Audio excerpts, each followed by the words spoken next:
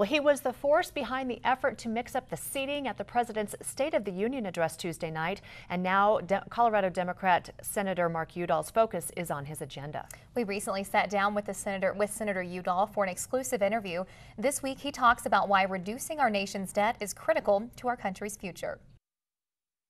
Senator Udall, let's talk about your agenda this year. Reducing our debt, it's critical. Tell us about the group you're working with to make sure Congress takes action in reducing that deficit. Yeah, I think, Emily, the voters in November sent us 4 messages. In an overarching fashion, they said focus on jobs and the economy. Then they said do something about the debt levels that this country is carrying. They were also saying focus on the problems that face the country and work together. And I heard them, even though I wasn't on the ballot. I would tell you I've long been working on getting our debt to sustainable levels. I'm a small businessman in my old life before I was an elected official.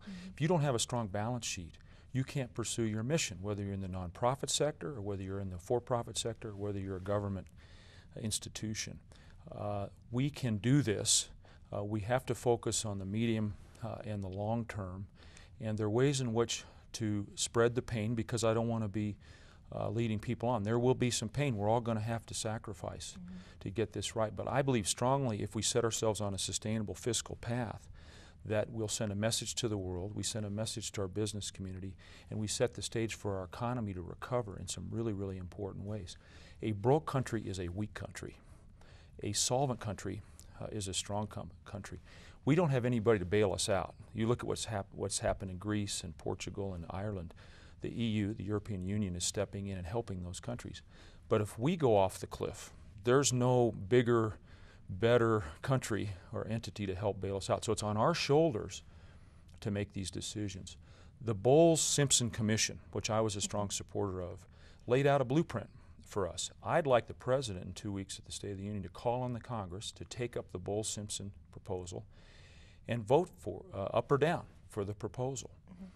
Failing that, we ought to have some hearings immediately and craft our own comprehensive integrated proposal, because in some, we've got to cut government spending. We have to look at entitlements, Medicare and Medicaid and Social Security, which have been wonderful programs that provide a safety net, ensure our parents live the last years of their lives and with dignity and with the support they need. And we need to look at tax reform. You can't balance the budget without doing all 3 of those important things. So more specifically to your question, too, in the Senate there's a group of us, Republicans and Democrats, that are going to take to the floor of the Senate over these next months and say, look, now is the time. If we start now, we can do this in the least painful way. We know what we have to do. There are a number of really important and significant and substantive proposals out there, like the Bowles-Simpson Commission.